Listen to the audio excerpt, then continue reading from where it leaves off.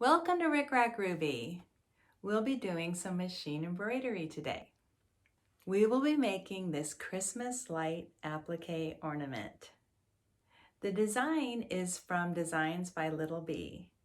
It's fun and easy, so let's get started. To make the Christmas light applique ornament, I started by running the #1 placement stitch on this very inexpensive stabilizer, and then I cut out the inside of the bulb. I'm going to use that as a window to determine exactly which one of these characters I want to feature in the bulb. I want about 1/4 of an inch around the outside, and then you can see the purple. I'm going to use this disappearing marker to trace the outline just inside, and then I will cut that out with, I would say, at least 1/4 of an inch, maybe 1/2 an inch around the line. Okay, this is holographic vinyl from GlitterbugFairy. I'm going to cut 2 4x5" squares. So I'll cut a 4" strip and then just cut that in half. It doesn't have to be perfect. And this is certainly a generous amount. I also need a scrap of clear vinyl, and I think my vinyl has been taking a beating. And in order to assure that my vinyl is kind of smooth, to get the wrinkles out, if there are any, I just kind of heat up the surface of my ironing pad. I'm gonna go like that. I don't want to pick up any lint or anything, but I think that looks pretty good. So I've got a little scrap of clear, 2 of these holographic vinyls, and I have my character for the feature. Now let's move over to the embroidery machine and get started. I've hooped my stabilizer and threaded my machine with red. I'm going to run step #1, which will be sort of an outline or a placement stitch.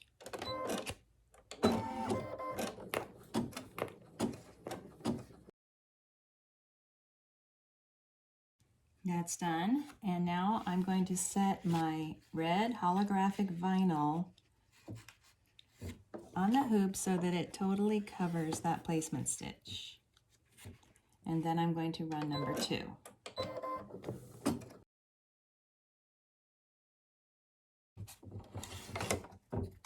#2 is the outline of the bulb, and it provides, a placement for the applique. So I'm just going to put a smudge of glue stick, just a small amount of glue stick. Boop. And I'm going to try to center my little character, my gingerbread man, so that the outline sort of matches the stitches. That looks good. So now I'll run #3.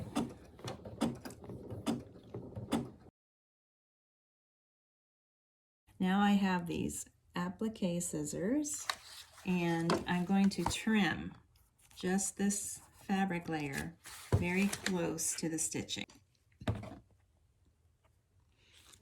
That looks pretty good. I don't want to have any threads or anything caught under here because we're going to run the clear vinyl step now, and whatever's in there will be under there forever.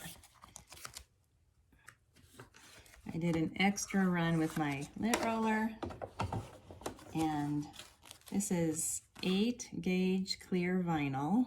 Can you see that? Okay, so I'm just going to set that down right over the image, and we're going to run #4. #4 is the satin stitch, so that's the really pretty stitch, and it takes the longest time of any of the steps.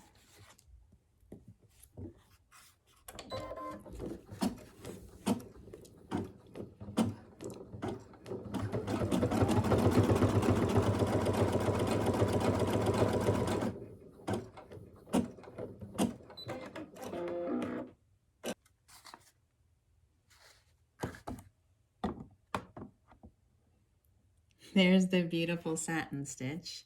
This clear vinyl is 8 gauge, and now I'm going to snip it here, and just pull and tear it away, and just tear it away from my design. I've threaded my machine with this gold metallic thread, and the next step is the little top of the light bulb. So that's number 5.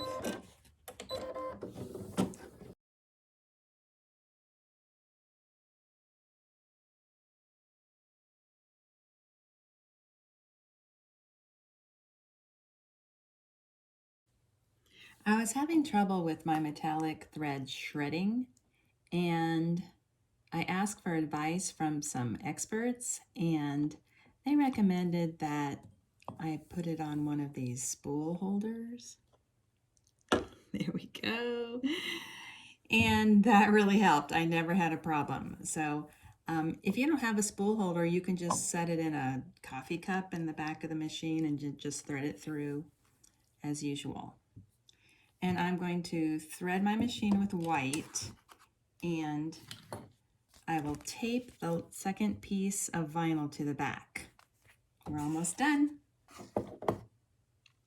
Here's the back. I use regular masking tape to glue the vinyl to the back. I find that works really well with vinyl. Some tapes will leave a residue, and just regular masking tape seems to work fine. I have white thread in the machine, and the final step is just a nice outline around the entire project.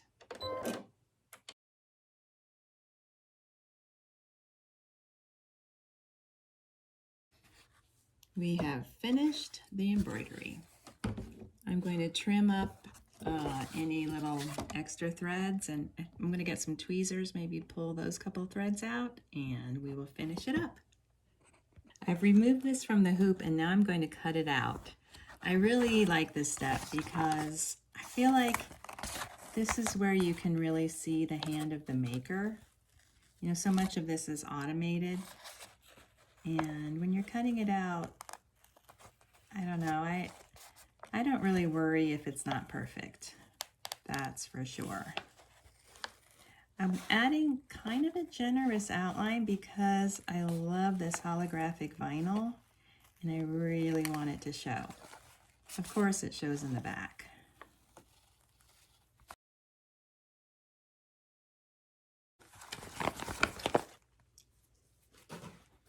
So here's how it looks. I'm going to turn off my machine because I think the lighting will be better.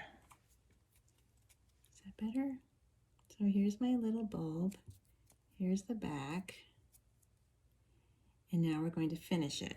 So I'm going to install an eyelet right here on the top. So I'm going to mark, just kind of eyeball the center there. And then with this tool, I'm going to punch a hole.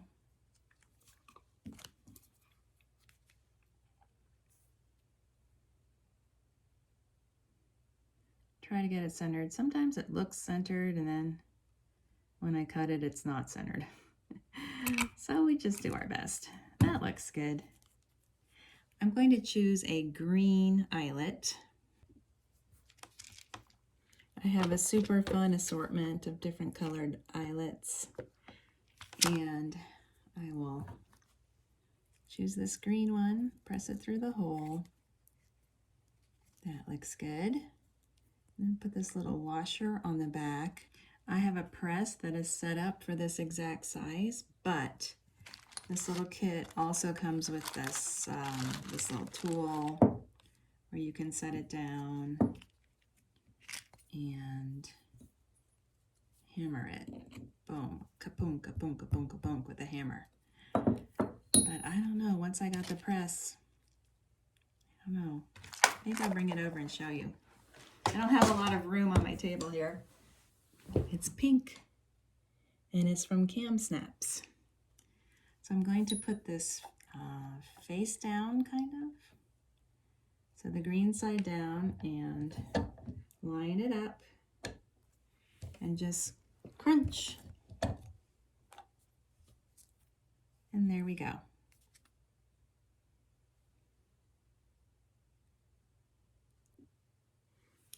Now to finish, I can add a kind of like a keychain, which I really like.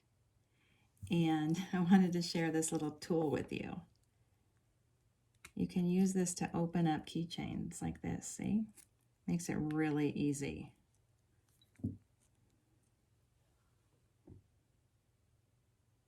I'll try to remember to share that with you in the supply list.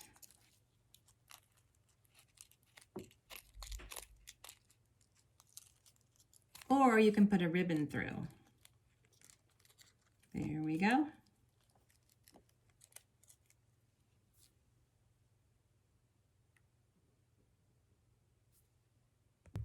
Thank you for watching my tutorial. If you're enjoying my videos, please like, share, and subscribe.